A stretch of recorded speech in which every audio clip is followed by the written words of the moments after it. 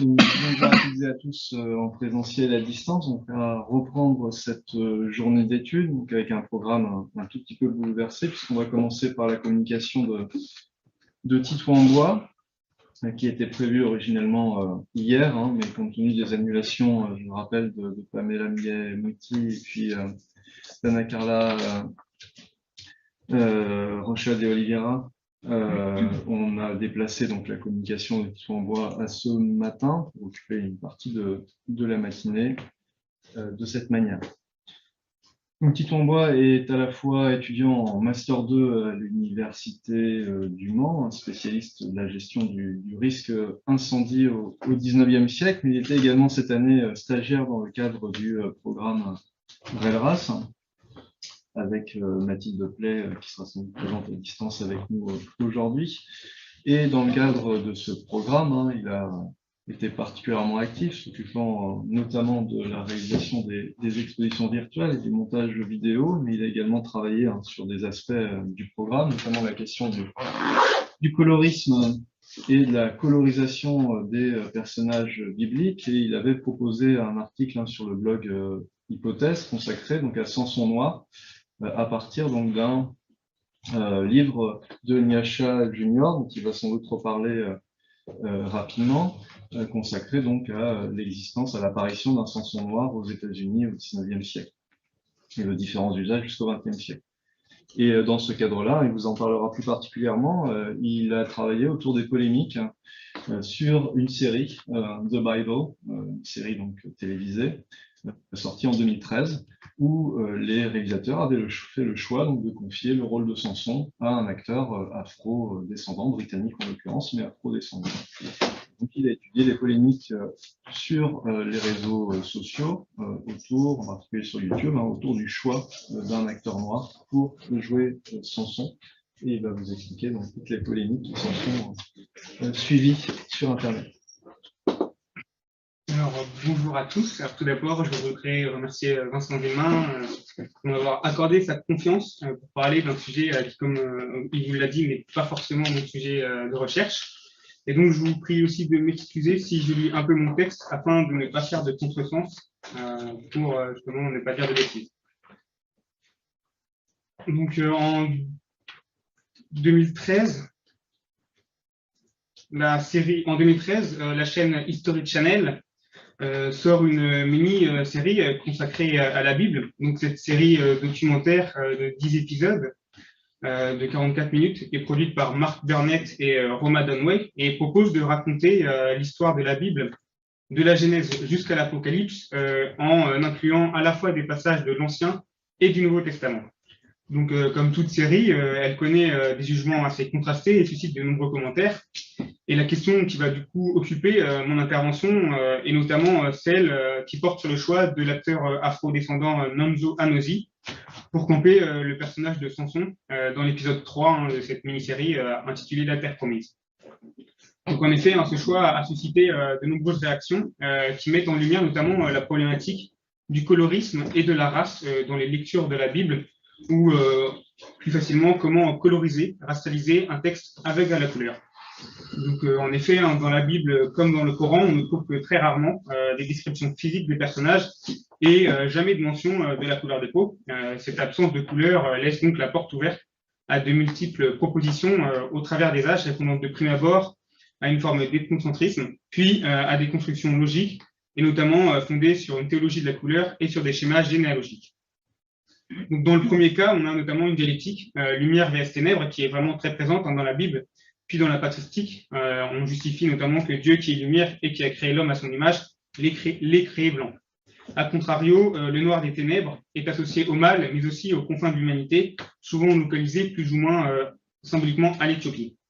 Et donc dans le second cas, dans la généalogie, on a l'observation de la diversité des familles humaines et reliée à la descendance de Noé ayant repeuplé la terre après le déluge. Ainsi, dans le christianisme, comme d'ailleurs dans le judaïsme ou dans l'islam, les 3 enfants de Noé sont associés à une descendance spécifique, donc à Japheth l'Europe, Sem l'Asie et enfin à Cham l'Afrique. Donc la couleur de peau notamment des descendants de Cham s'explique soit par une faute, soit par l'effet du climat. Donc ainsi, les représentations des personnages bibliques dans l'Occident médiéval valorisent la blancheur de la peau, même si quelques exceptions notables apparaissent, notamment la reine de Saba, Simon de Cyrène ou encore le mage noir Balthazar. Donc c'est également le cas dans l'islam. Bilal, par exemple, compagnon du prophète et premier muezzin, est souvent représenté comme noir en raison des origines éthiopiennes de sa mère.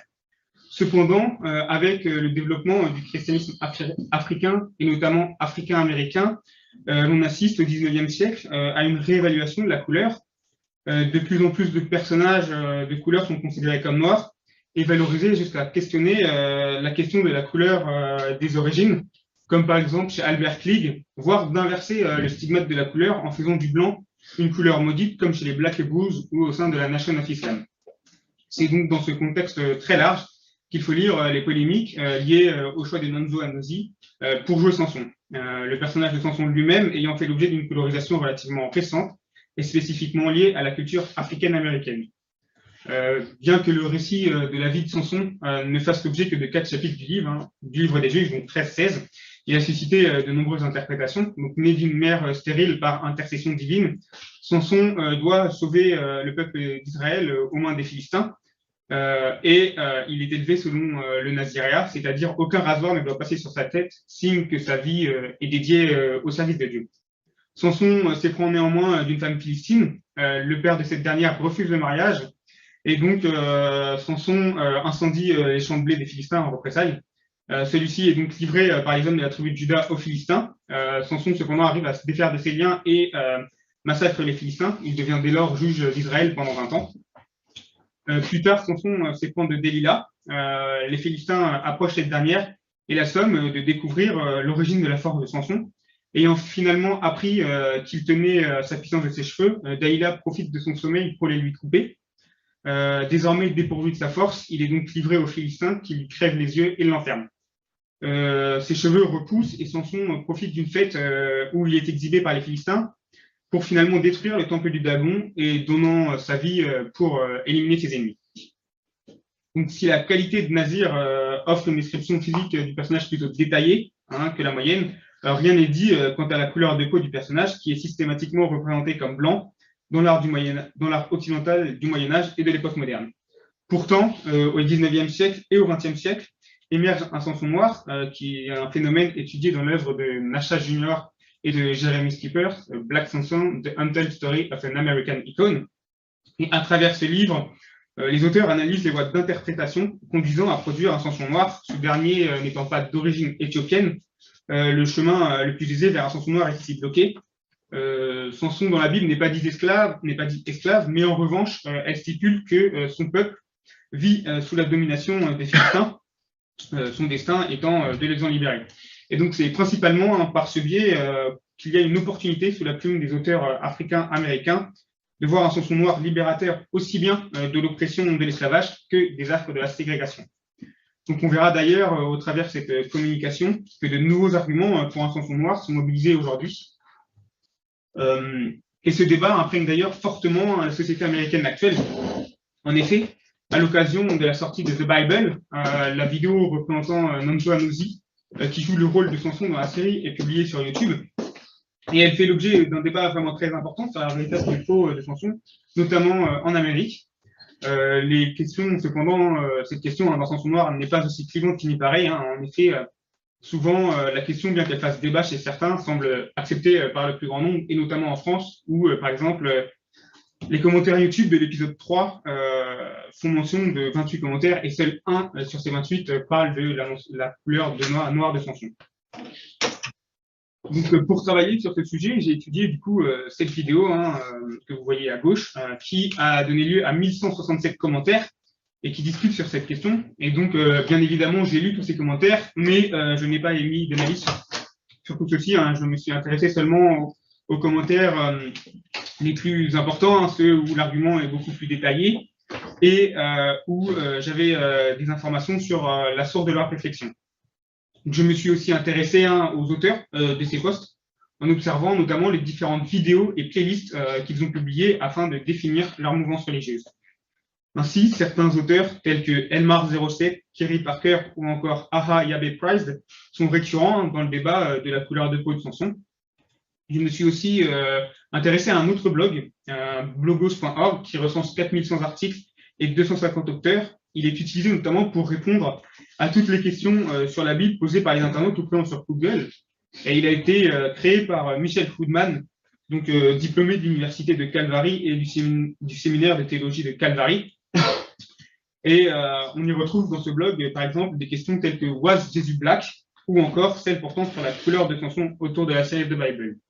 Et donc, très rapidement, il s'avère qu'on a trois positions. Une première position, des individus défendent un Samson blanc, une seconde pour des individus qui défendent un Samson noir, et enfin une troisième position plus neutre, où les individus se montrent indifférents quant à la couleur de peau de Samson. Donc, l'étude de ces commentaires, elle s'avère particulièrement fructueuse. Elle montre notamment la permanence de certaines stratégies permettant la colorisation ou la racialisation des personnages et des lignages. Donc, construction de généalogie fondée sur la table du peuple, focalisation sur les traits physiques supposés ou sur le statut. Deuxièmement, elle met en lumière un terrain d'expression religieux intégraliste et souvent spécifiquement africaine-américaine. On y repère des individus clairement affiliés au mouvement des Black Hebrews ou encore à la Nation of Islam. Donc ainsi, premièrement, je vais m'intéresser à la question de la généalogie et de la géographie dans ces commentaires. Donc les premiers éléments relevés, bien que minoritaires, consistent à remployer des arguments généalogiques classiques pour contester la représentation d'un Samson noir, avec des commentaires bons et fournis. Et cette vision, elle est véhiculée par une personne, principalement, c'est Philémon 1.3, que vous avez dans la playlist, et les vidéos sont au tableau et le commentaire aussi. Il est donc difficile de cerner précisément le positionnement idéologique et religieux de cet individu. Plusieurs vidéos se rapportent notamment aux erreurs ou vérités de la Bible, et beaucoup d'autres concernent l'islam. Et sa vision fait débat sur ses commentaires, notamment car il fait descendre Samson d'Abraham, donc ici rien de choquant, Samson étant originaire de la tribu de Dan, une trouve tribu d'Israël, créée par les fils de Jacob, il est donc logique qu'il fasse descendre Samson d'Abraham. Mais il place la région dure, soit de l'Irak, et donc au Moyen-Orient, ce qui affilie Samson directement à un individu blanc. Et donc ce commentaire de Philémon que vous avez en dessous est identique à celui du compte-rendu de la série, offert par l'auteur du blog de questions.org. Il critique le fait que Samson soit noir. Selon l'auteur, je cite, Samson était un Israélite, le fils d'un père et d'une mère israélite. Bien qu'il soit possible que certaines personnes d'ascendance africaine se soient installées parmi les anciens Israélites, Samson n'était certainement pas d'ascendance africaine. Pour cet auteur de blog, Samson ne peut être noir car les Israélites sont des descendants de Sem, l'un des trois fils de Noé, et non de Cham, ancêtre des Africains, dont le blog rappelle d'ailleurs la malédiction. Donc ce commentaire, ce type de commentaire reste cependant assez emblématique des arguments que l'on retrouve pour défendre un Samson blanc. Ceci reste très flou. Certains s'accommodent même d'une seule ligne, confirmant que Samson est blanc. En effet, la couleur blanche étant très rapidement une norme, elle s'inscrit dans les mentalités et ne choque pas les contemporains. Donc, cependant, quelques commentaires reprenant les généalogies contestent cette présentation d'un Samson blanc. Et c'est le cas, par exemple, de Al-In, dont on n'a aucune information sur YouTube, qui place Abraham, le jardin d'Éden, en Afrique, et notamment au Soudan, à l'Éthiopie et à l'Érythrée, faisant directement de Samson un individu noir. Mais la plupart des commentaires des défenseurs d'un Samson s'écartent des généalogies plutôt classiques pour questionner justement directement de la couleur originelle des hommes. Et parmi ces défenseurs, on retrouve par exemple Ahaya Beprise, donc un individu fortement présent dans le débat. C'est la personne qui a le plus publié de commentaires sur la vidéo, avec plus de 25 commentaires. Et d'après les vidéos et d'après son profil YouTube, ça serait un individu assez proche des idées des Black Hebrews qui font des Israélites des individus noirs, le noir étant la couleur des origines.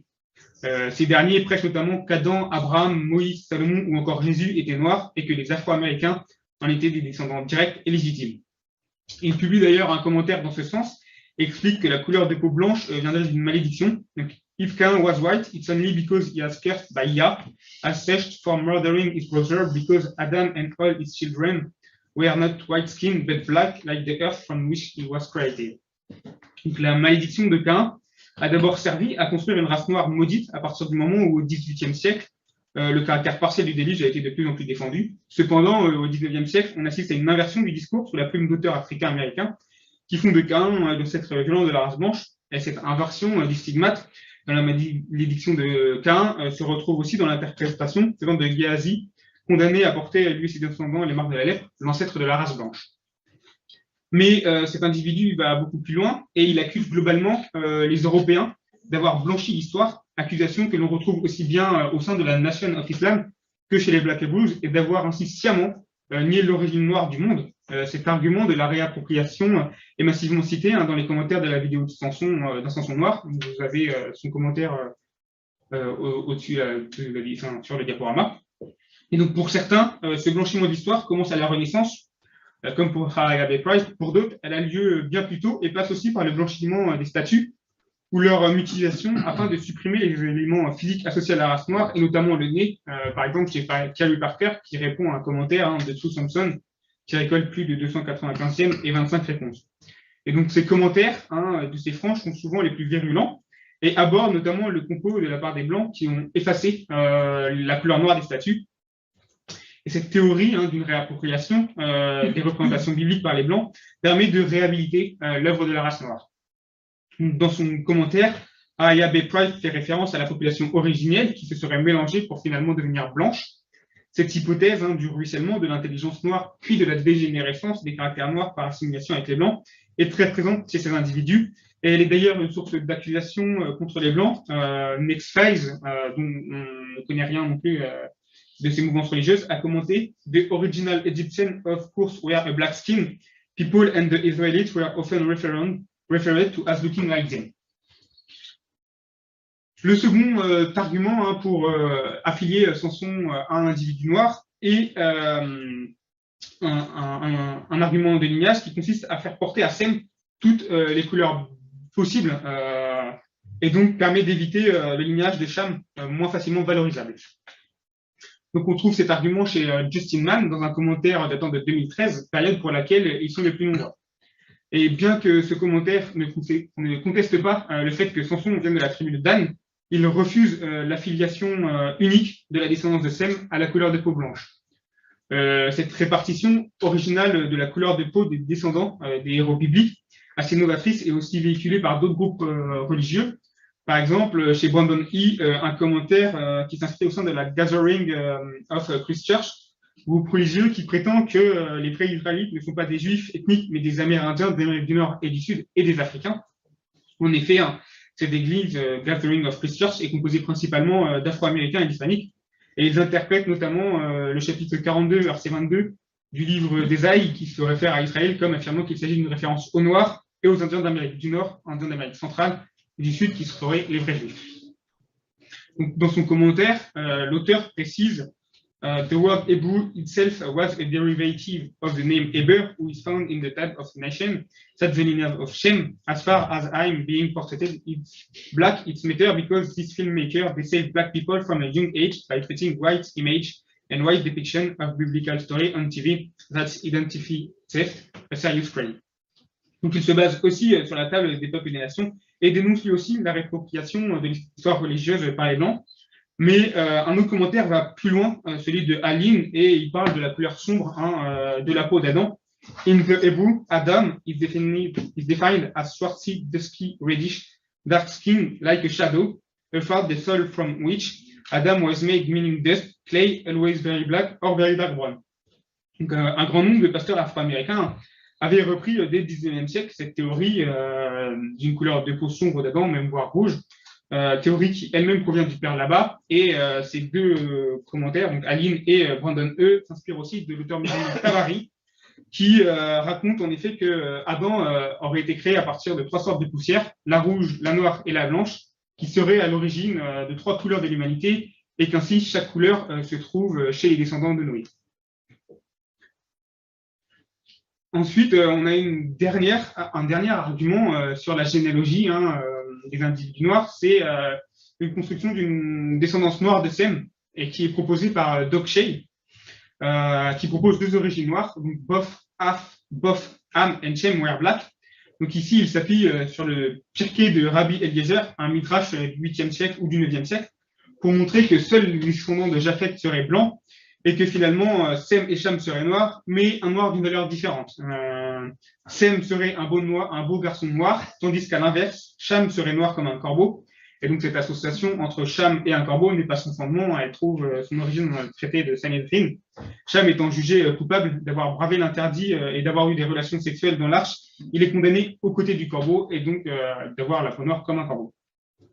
Ainsi, pour se départir de cette association avec Cham, dont l'héritage est plus que problématique, ces auteurs inventent un double lignage noir, l'un ignoble, celui de Cham, et l'autre noble, en associant notamment à celui de noble le mérite de rassembler tous les prophètes ainsi que Jésus.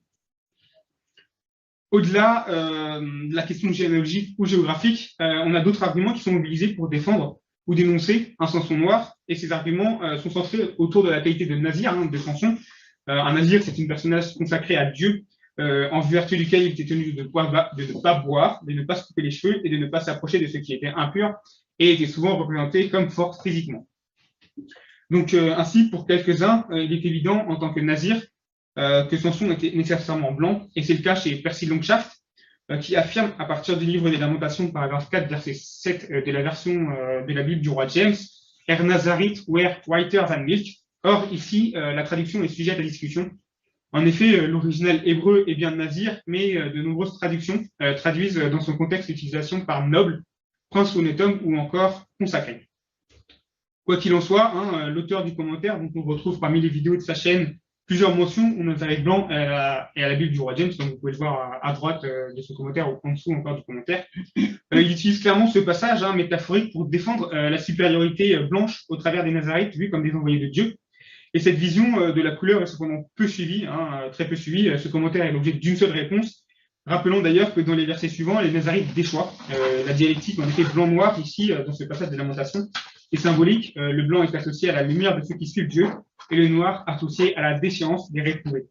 Cependant, les commentaires lisent ces deux commentaires essentiellement sur un angle de race, et notamment de couleur blanc et noir.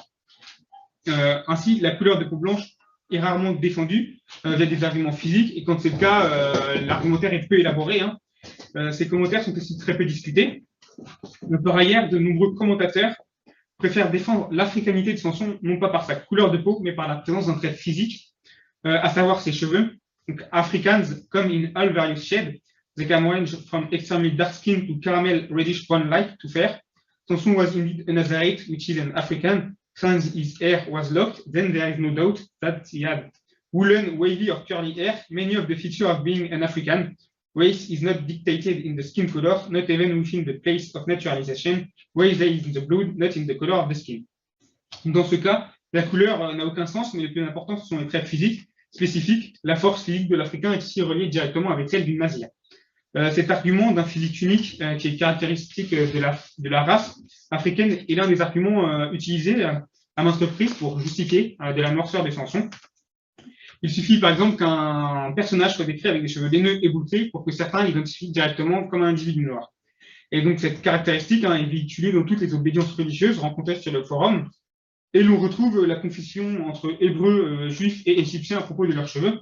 C'est le cas, par exemple, chez Kelila Shalomon, une autrice manifestement affiliée au Black Hebrews, d'après son profil YouTube, mais également intéressée par toute forme de suprémacistes noirs, comme on peut le voir avec sa playlist. Et l'autrice produit un syllogisme assez imparable, en mêlant Hérodote à la Bible. Hérodote dit que les Égyptiens sont noirs, Joseph passe pour un Égyptien, Paul et Jésus se cachent parmi les Égyptiens, donc Jésus, Paul et Joseph sont noirs. Par ailleurs, ici, l'argument principal pour défendre un Samson noir est celui de ses cheveux, les nœuds qui se transforment très rapidement en dreadlocks en raison de son statut de nazir. Et ce symbole de locks est d'ailleurs le caractère justifiant le plus facilement de la race noire. On retrouve cette occurrence de locks ou de dreadlocks à 90 reprises. Et d'ailleurs, un commentaire sur les locks est le commentaire qui a donné le plus de réponses, 62 en tout. Donc ici, il faut sans doute y voir à rebours un succès du rastafarisme qui défend justement le port des dreadlocks en lien avec la qualité de nazir, et Elmar 07 prétend trouver la preuve dans une iconographie ancienne. En effet, pour lui, Samson was a Nazarite. Today, we have multiple depictions of Nazarite dating back to 700 before Christ, and they are unmistakably black. We even have depictions of Ishmaelites. They too are black. Donc ainsi, le discours physique liant africain à couleur de peau noire est attesté pour les auteurs de commentaires.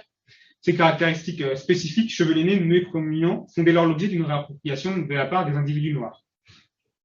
Enfin, les derniers arguments, et là, ils sont complètement dénués de couleur de peau. Ce sont ceux qui arrivent beaucoup plus tard, hein, en 2015, donc soit 2 à 3 ans après la publication de la vidéo originale. Et pour eux, il y a un certain désintérêt de la couleur de peau. Par exemple, chez Wendell Bass Jr., dont on n'a aucune information, il explique que in the eye of God, you neither see black or white, nor Jew or Gentile, you are saved or unsaved, believer or unbeliever. God doesn't care about your complexion. He is the potter, and we are the clay. We have no say. God loves the world, and He gave His only Son to save us. There is only one race, and that is human. It comes in different shades.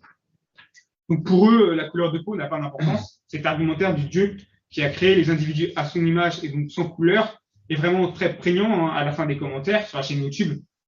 Dans ce thème, par exemple, on a 84 occurrences du terme doesn't matter, et les arguments utilisés les plus récurrents restent la diversité de couleurs de peau dans les 3 quarts des commentaires. Il n'y a pas de couleur de peau, mais juste une égalité entre les hommes. Cependant, cette vision est assez mal vue, notamment par les défenseurs d'un Samson noir. Oluwafemi S accuse d'ailleurs ces personnes d'utiliser cet argument quand ça les arrange. I guess race doesn't matter only when they are portrayed as white men, peace and love. Finalement, pour ces individus, le choix qui a été fait relève plus d'une vision de la part du réalisateur que d'une vérité scientifique. Donc ainsi, pour conclure, on peut voir que les commentaires sur la couleur de peau noire sont vraiment très présents. Les argumentaires sont beaucoup plus développés que ceux défendant la couleur blanche de la peau de Samson et ne se réfèrent pas toujours aux mêmes sources. En effet, malgré la présence d'un Samson noir à l'écran dans la série The Bible, l'imaginaire occidental reste marqué par des personnages bibliques blancs. Il est donc nécessaire pour eux de défendre cette position pour être pris au sérieux. Les commentaires suscitent aussi beaucoup plus de réactions, la couleur de peau étant une vraie problématique chez les individus noirs. D'ailleurs, les arguments sont très divers. Parmi les Africains américains, ils divergent aussi suivant les groupes religieux auxquels on appartient. Donc pour les Black Hebrews, comme pour les membres de la Nation of Islam, la couleur de la peau originelle étant le noir, la question de la couleur de Samson ne se pose pas vraiment. Tandis que pour les évangélistes plus classiques, il s'agit plutôt d'associer la population africaine à la descendance de Sem. N'apparaît dès lors plus la justification qui était vraiment très présente au XIXe siècle de l'esclavage, qui est remplacée par le physique, qui prend une place importante, notamment avec les dreadlocks. Dans cette chaîne, les commentaires évoluent. Au début, en 2013, les premiers commentaires sur Samson s'attaquent à la couleur de peau de Samson, ce qui donne lieu à des débats sur la race, sur l'importance de la race dans la Bible et la représentation racialisée des personnes égyptiennes et africaines. Puis, autour de 2015, les commentaires sont beaucoup moins concentrés sur la couleur de peau, mais justement sur le fait que la Bible ne pose pas cette question de couleur ni de race. Il reste cependant complexe de fournir une bonne analyse sociologique. En effet, étant sur YouTube, le profil de ces individus nous donne peu d'informations. Et la seconde difficulté, pour ma part, c'est d'aborder un sujet que je ne connais pas très bien et qui est vraiment très récent. Et donc, il est compliqué de connaître souvent la justification de ces individus car ils ne donnent pas beaucoup d'informations sur les sources sur lesquelles ils se basent. Merci beaucoup.